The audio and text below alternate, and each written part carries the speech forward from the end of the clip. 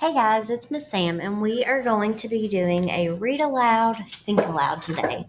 And we are going to be reading this book called Henry's Freedom Box. And as we read, I want you to be thinking about the 5 story elements that we talked about yesterday: character, setting, plot, conflict, and theme.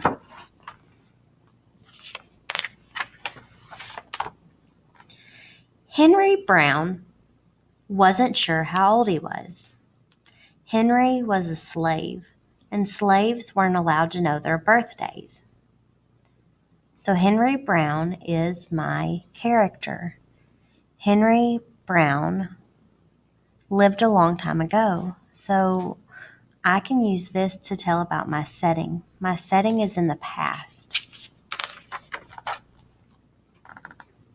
Henry and his brothers and sisters worked in the big house where the master lived. Henry's master had been good to Henry and his family. But Henry's mother knew things could change. Do you see those leaves blowing in the wind? They are torn from the trees like slave children are torn from their families. So Henry's mother, she is also a character. And if you look, I can tell that the leaves, they're changing colors. So the setting is going to be in the fall. Kind of looks like they're in the country, in the past. I know it's in the past because they have slaves. One morning, the master called for Henry and his mother. They climbed the wide staircase. The master lay in the bed with only his head above the quilt. He was very ill. He beckoned them to come closer. Some slaves were freed by their owners. Henry's heart beat fast. Maybe the master would set him free. But the master said, "You are a good worker, Henry. I am giving you to my son. You must obey him, and you must never tell a lie." Henry nodded, but he did not say thank you. That would have been a lie.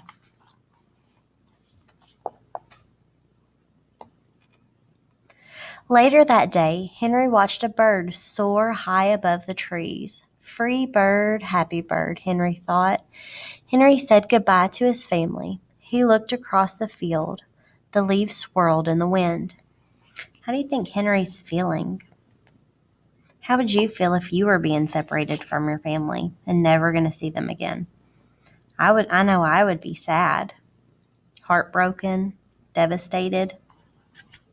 Can't even imagine.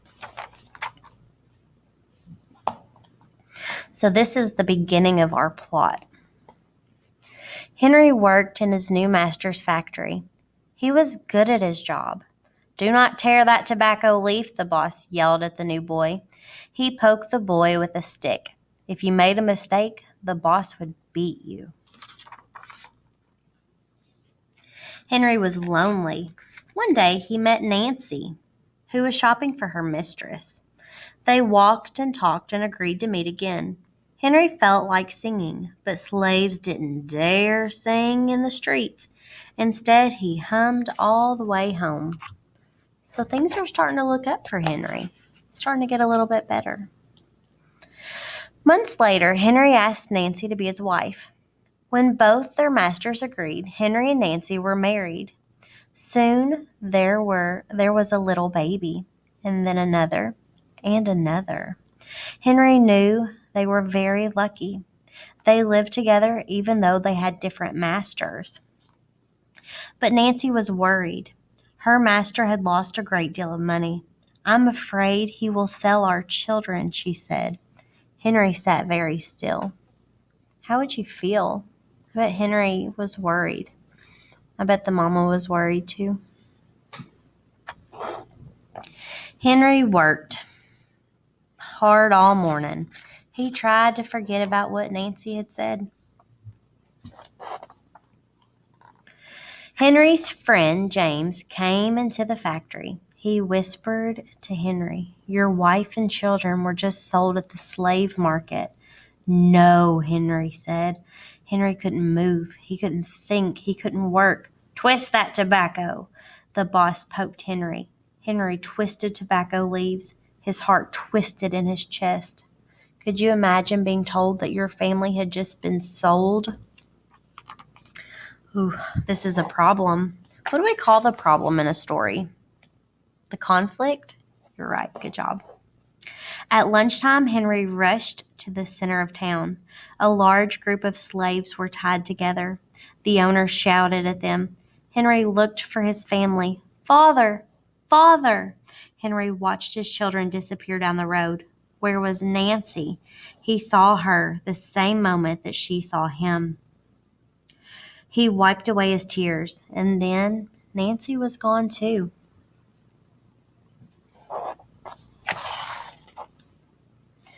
Henry no longer sang. He couldn't hum. When he went to work at night, he ate supper, and then he went to bed. Henry tried to think of happy times, but all he could see were carts carrying away everybody that he loved. Henry knew he would never see his family again.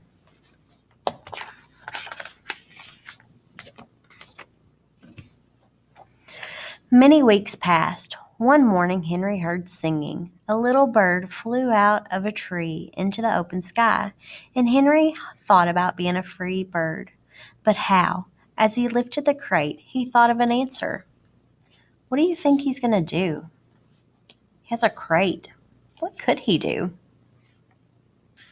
What could he do with a crate? He asked James and Dr. Smith to help him.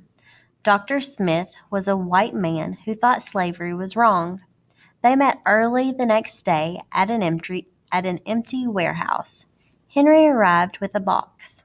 I will mail myself to a place where there are no slaves, he said. James stared at the box and then at Henry. What if you cough? What if somebody hears you? I'll cover my mouth and I'll hope, said Henry.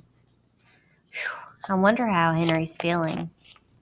I know he's hopeful. He wants to go somewhere where he can be free. But can you imagine how scary it's going to be? Dr. Smith wrote on the box, to William H. Johnson, Arch Street, Philadelphia, Pennsylvania. Henry would be delivered to friends in Philadelphia.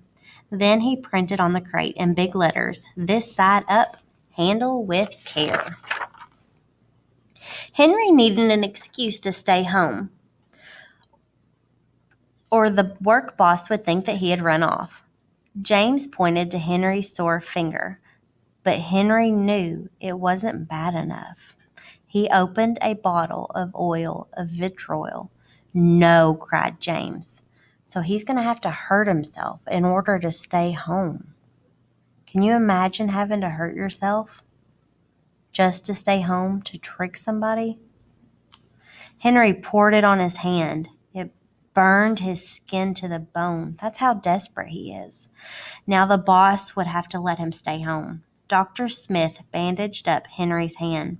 They arranged to meet the next morning at 4:00. That's how desperate he is. He wants freedom. He wants to be able to be happy.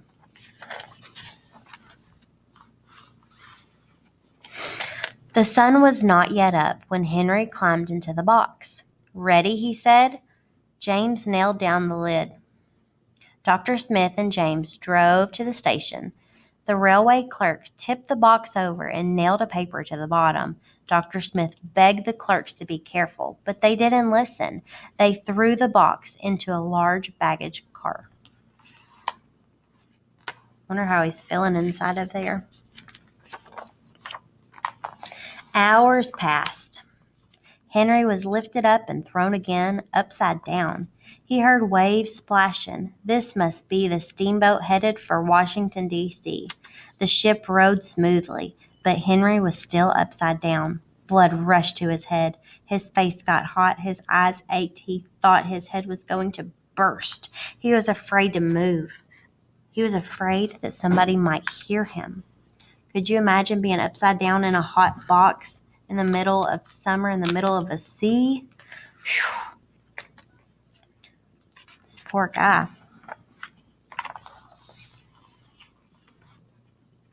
I'm tired of standing, said somebody. Why don't we move this box and sit on it, said another. Henry held his breath. Could they be talking about his box? Henry was pushed. The box scraped the deck.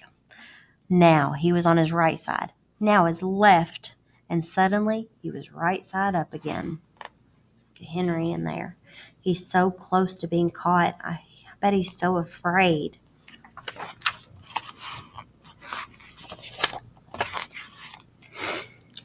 What do you think is in here? Said the first man. Mail, I guess. I am mail, thought Henry, but not the kind they imagine. Henry was carried off the steamboat and placed into a rail car, this time head up. He fell asleep to the rattling of the train wheels. He's almost there. I wonder if he's going to make it. What do you think? Do you think Henry's going to make it to Philadelphia? Or do you think he's going to get caught?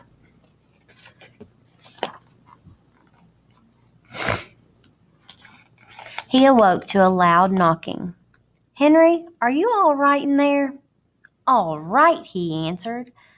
The cover was pried open. Henry stretched and stood up. 4 men smiled at him. Welcome to Philadelphia. At last, Henry had a birthday. His birthday was March 30th, 1849, his first day of freedom. And that day on, Henry also had a middle name. Everybody called him Henry Box Brown. The end. Henry Box Brown was one of the Underground Railroad's most famous runaway slaves, and he had the most ingenious idea. So this is the book that we read today. So let's look at some of our story elements. Our characters. We had Dr. Smith. We had Henry. We had the master, Henry's family. Let's look at our setting. Now remember that setting is not only where the story takes place, it's also when. So the story takes place in the past. We know it's in the past because obviously they're slaves, and that's something that we don't have anymore. Slaves aren't around anymore. So we know that most of the story takes place, it looks like it takes place in the fall.